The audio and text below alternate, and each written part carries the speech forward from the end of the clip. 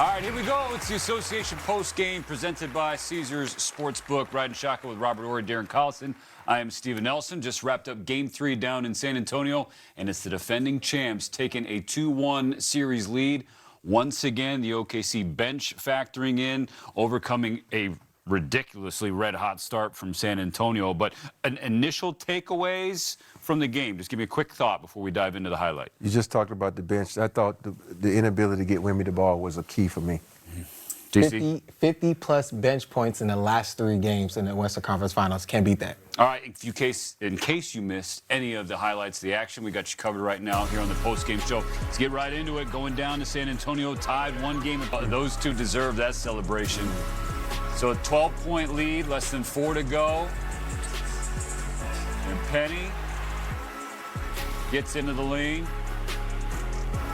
So after this timeout, though, then it was the scales going back toward OKC.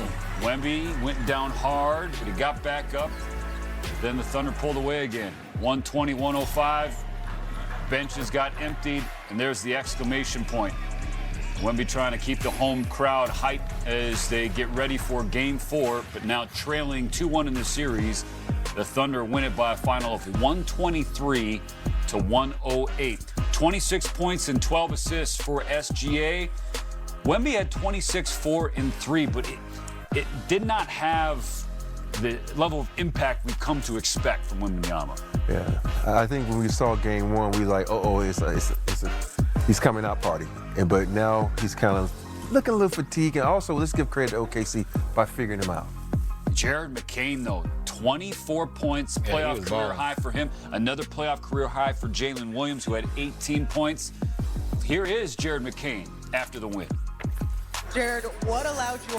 All right, back inside the association studios. Rob, DC, one of the initial takeaways was, once again, you're looking at the box score and you're just seeing the depth of the defending champs. Like, they've been a wagon all year long. Yep.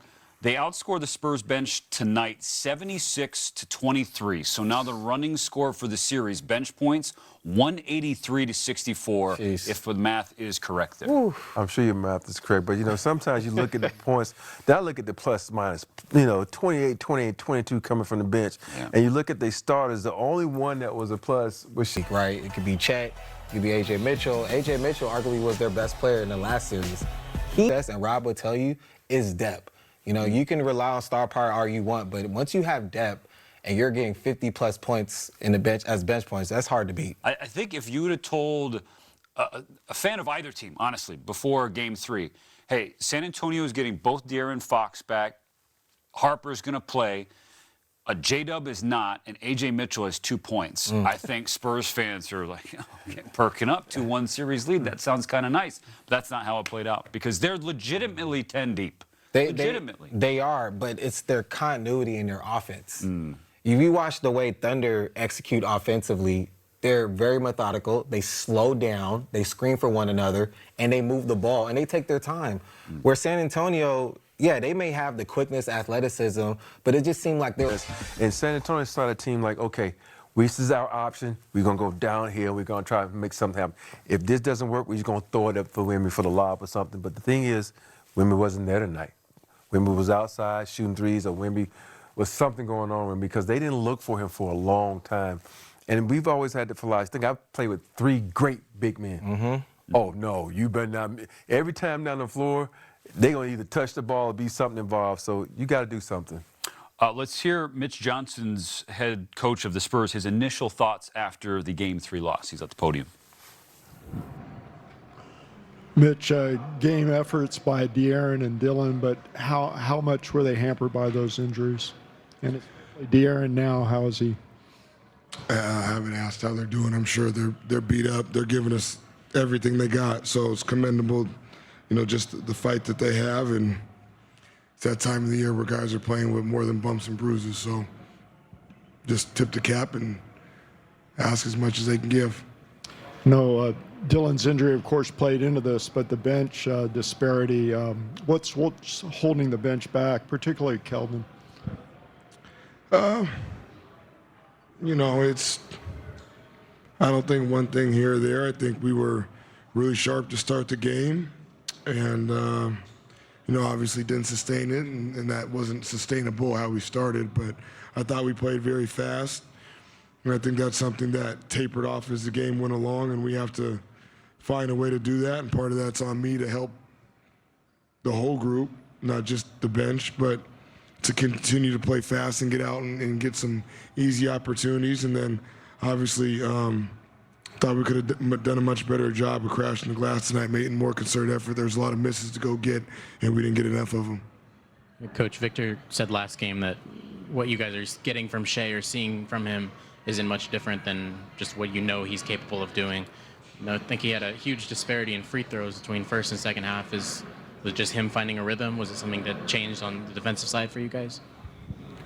You're asking about Shea's free throws? Yeah. Yeah, I think probably half of them were from undisciplined. First off the floor, he got us out of position and took advantage of it. So I'll have to go back and look. I can't remember all how he got all 12 free throws, but I know a few of them were pretty good defense, it felt like, up until that point. And it's tough because he gets to spots and he makes tough shots, but you got to keep fighting that urge to try to do more and stay with it. And, you look at it, he's 6 for 17, which means whether he missed some shots or we made him tough or a little combination of both. But those 12 free throws helped out a lot, and I can remember at least a few on my head right now that were undisciplined on our end. Coach, the shooting under 32% from three appear to be some good looks in there, though. How much of that do you think is just ebbs and flows of sometimes the shots just don't fall, and sometimes, or how much of that is what they were doing defensively as well? Yeah, both. They did some great things defensively. Thought we got some good looks and didn't make them. Thought there were times tonight we were chasing the game a little bit.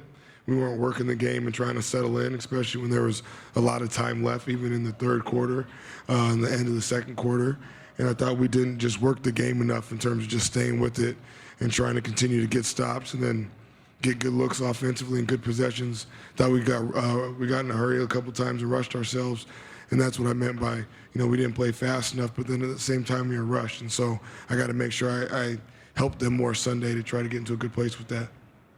Mitch, what do you think the Thunder defense to kind of disconnect the guard play from getting the ball into Victor in the post consistently?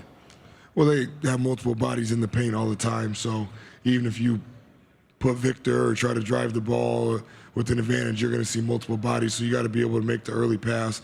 And sometimes you got to be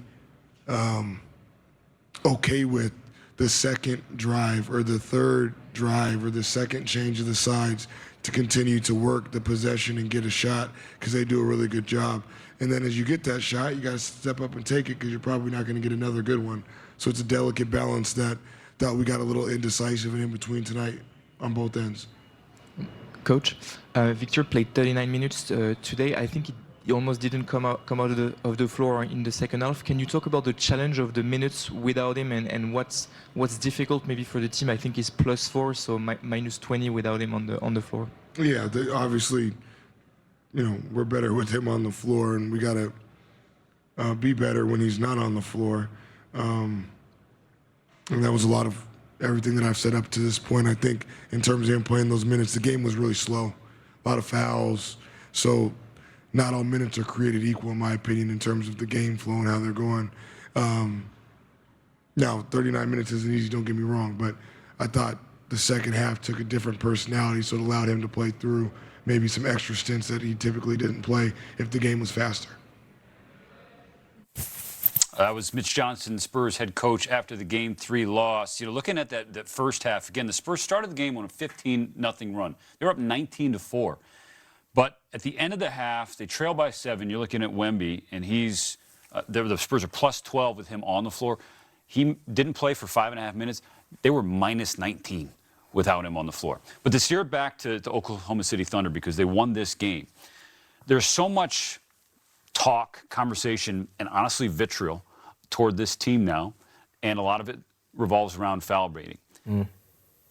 Not trying to totally ignore that or dismiss that, but where do you want to steer the conversation after this win specifically, DC? For SGA in particular, or OKC, or in general, right? Yeah, SGA as the leader of the team. Look, everybody can talk about his foul baiting, right? But why don't people talk more about his playmaking ability? He's giving you 12 assists. and he's doing it against double teams, hard gaps. He has an attention on him throughout the entire series or throughout the entire playoffs. And he makes it a service on his end to get others involved, right? If he doesn't get 12 assists, you know, who knows where this team would be, right? But his ability to get Wallace, Jalen Williams, now the defense opens up a little bit, and now he can go get his 25-plus points. But that's what a superstar is supposed to do, right? Make it easier for your teammates. What about you, Ron? I think we also forget about OKC being a great defensive team. When you look at teams that have won championships, they have good defensive teams. You think about Chet, one of the defensive players, was up there for defensive player, even though he didn't get it because we know Wemby got unanimous. But him, Lou Dort, and Shea, and they have the ability to stay in front of their players. And when you have that, that makes it easier for the defense. Think about it. If I can contain you, now I don't have to help. Now I'm contesting the shot. Now you're taking a bad shot. You think about Wemby. Wemby in that first game, we saw what he was able to do. But the coaching staff, OKC said, wait, this is not going to work. Let's change this up. Let's get Alex Caruso off of Wemby. Let's put a bigger body. You know, it doesn't, a lot of people who don't watch basketball, well, what's the difference in that? Size matters. Yep. You know, size matters. And I think OKC is one of those teams, they know how to body. We see how physical is this game. And when you look at these two teams, you look down the roster, you don't, the only person that really is menacing is maybe Lou Dort. There was that Spurs-Thunder intensity, the rivalry that has brewed throughout this year, regular season, and now in the postseason. We saw moments of that here in Game 3 as well. What we're seeing right now is Mark Daigneault, head coach of the Thunder, step into the podium. So